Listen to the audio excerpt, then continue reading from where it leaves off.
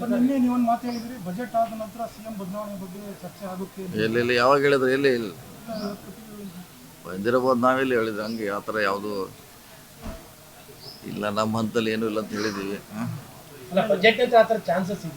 ಈಗ C M ಅವ್ರು ಬರ್ತಾರೆ, ಅವ್ರನ್ನ ಕೇಳಿದ್ರೆ ಅದಕ್ಕೆ ಸರಿಯಾದ ಉತ್ತರ ಸಿಗೋದು.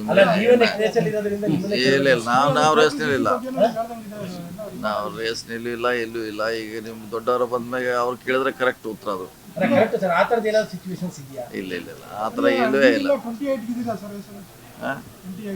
ಬರಲಿ, ಇನ್ನೂ ಹತ್ತಿರ ಬರಲಿ, ಅವಾಗ ಹೇಳೋದು. ಈಗ ಇನ್ನೂ ದೂರ ಇದೆಯಲ್ಲ, 28 ಕೂಡ, ಇನ್ನು 30 ತಿಂಗಳಿದೆ, ಇದೆ, ಬಂದ್ಮೇಲೆ ಹೇಳ್ತೀವಿ. Thank you. ಅಧಿಕಾರ ಹಂಚಿಕೆ ಬಗ್ಗೆ ಏನಾದರೂ ಚರ್ಚೆಗಳಿದೆಯಾ? ಏನು ಇಲ್ಲ, ನಮ್ಮ ಅದು ಹೇಳಿದ್ರೆ ನಾವು ಆ ಮಟ್ಟದಲ್ಲಿ ಇಲ್ಲ. ಅಧಿಕಾರ ಹಂಚಿಕೆ ಆಗಿದೆಯಾ, ಯಾವಾಗ ಯಾರು ಬರ್ತಾರ ಹೋಗ್ತಾರಂತ ಇಲ್ಲ ಇಲ್ಲ. ನಿರ್ಣಯ ತೊಳೋ ಜಾಗದಾಗ ನಾವಿಲ್ಲರಲ್ಲ, ಡಿಸಿಷನ್ ತೊಳೋ ಜಾಗದಾಗ ನಾವಿಲ್ಲ. ಇರ್ಬೋದು ಆ ಥರ ಇಲ್ಲ, ಪ್ರಶ್ನೆ ಇಲ್ಲ. ಆದರೆ ಡಿಸಿಷನ್ ತೊಳೋದೆಲ್ಲ ಡೆಲ್ಲಿಯಲ್ಲಿ, ನಮ್ಮ ಮಟ್ಟದಲ್ಲಿ ಯಾವುದೂ ಇರಲ್ಲ. ಓಕೆ, ಸಿದ್ಧತೆ ಹೇಗಿದೆ ಸರ್? ಈಗ ಸಿದ್ದರಾಮಯ್ಯ ಸಾಧಾರಣ ಸಭೆ ನೋಡೋಣ, ಇನ್ನೂ ನಿರ್ಧಾರ ಆಗಬೇಕು. ಅದು ಇನ್ನೂ ಚರ್ಚೆ ಆಗಬೇಕು, ಎಲ್ಲಿ ಮಾಡಬೇಕು, ಏನು ಮಾಡಬೇಕು ಅಂತ ನಿರ್ಧಾರ ಆಗಬೇಕು. ಸೊ ಅಂತಿಮವಾಗಿ ಅವರೇ ಸಿ ಎಂ ಅವರೇ ಡಿಸಿಷನ್ ತೊಗೋಬೇಕಾದ್ರೆ.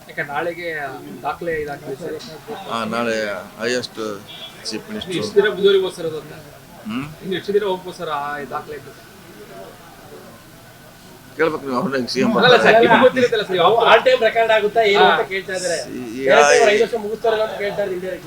ಇಲ್ಲ. ಈಗಂತೆ ಅವ್ರು 5 ವರ್ಷಕ್ಕೆ ಸಿ ಎಂ ಆಗಿದ್ದಾರೆ, ಇದ್ದದ್ದು 5 ವರ್ಷಕ್ಕೆ ಅವರು. ಸೊ ನಾವೀಗೆಲ್ಲ ಸಾಕಷ್ಟು ಸರ್ ಇದ್ರ ಬಗ್ಗೆ ಹೇಳಿದ್ದೀವಿ. ಬರೀ ನಿಲ್ಲಬೇಕು, ಅದು ಚರ್ಚೆ ನಿಲ್ಲಬೇಕಂತ ನಮ್ಮದು ಕೂಡ ಅಭಿಪ್ರಾಯ ಇದೆ.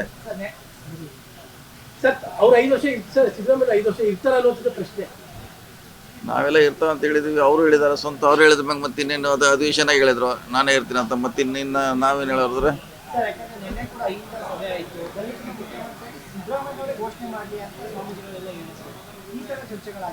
ಎಲ್ಲ ನಮಗೆ ಚರ್ಚೆ ಇರೋದು. ಎಲ್ಲ ಭಾಳಷ್ಟು ಆಕಾಂಕ್ಷಿಗಳಿದ್ದಾರೆ, ದೊಡ್ಡ ಲಿಸ್ಟೇ ಇದೆ.